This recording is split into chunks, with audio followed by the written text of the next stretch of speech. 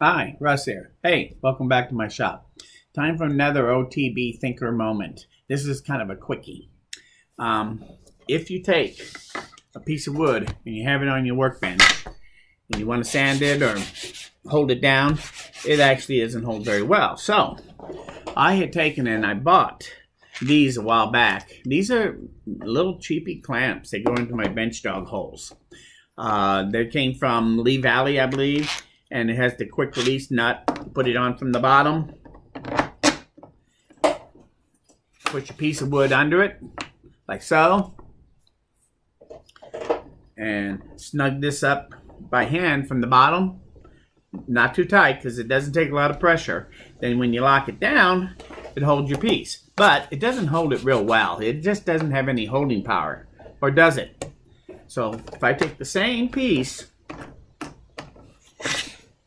Now what I have here is just a piece of sandpaper that I folded over, put glue in between, and sandwiched it between two boards to dry. And it's a very durable piece of sandpaper now. I take and use it for hand sanding all the time. It's better than cloth back sandpaper by having double-sided sandpaper.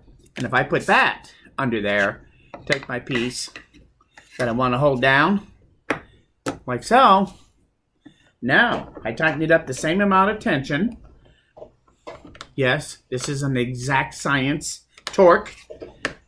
And then you tighten that down, you're not going to move that piece now near as easy. That thing holds real well. The double-sided tape really makes a difference to hold your piece still. Whether you're using this, a holdfast, or anything, you put a double-sided piece of sandpaper under there, and your holding power has gone up quite a bit. Also, this is a little cooking mat. They're made of silicone. It's the same silicone you use for those little brushes that you buy from Brockler and places for cleaning the glue off them. Same thing. It's in the sheet. This is fits a particular size cookie sheet. I don't remember the size. It doesn't matter. But this thing is also pretty awesome. Again, my piece of wood, if I have it on there, it just moves around. If I put it on there, it's just like using one of those drawer liners or something like that. This holds very well. If I put it under here and I lock it down, same amount of torque. And just like with the sandpaper, this thing is not going to move sitting on this silicone mat. So this thing is kind of nice. I can use it to hold my work very nicely and quickly and easily.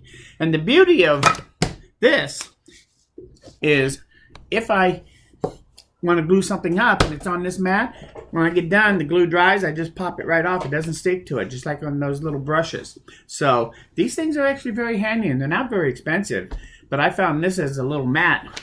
I use them all the time in the shop, especially for glue ups. So if you do a lot of glue ups and working up the bigger stuff, this thing is great to have on there rather than getting out that sheet of sandpaper or regular paper roll and rolling it out. I just throw this up there when I'm done. I set it off to the side for a while, let it dry. And then peel it off and I put it back where I usually keep it. I probably would recommend laying them flat in storage.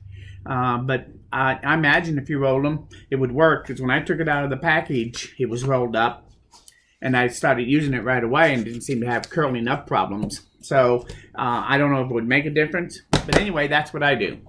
Listen, thanks for stopping by. If you like this video, please say so. If you haven't subscribed, you might want to do that. You'll get lots more tips like this and then some. And so I think it'd be worth your while.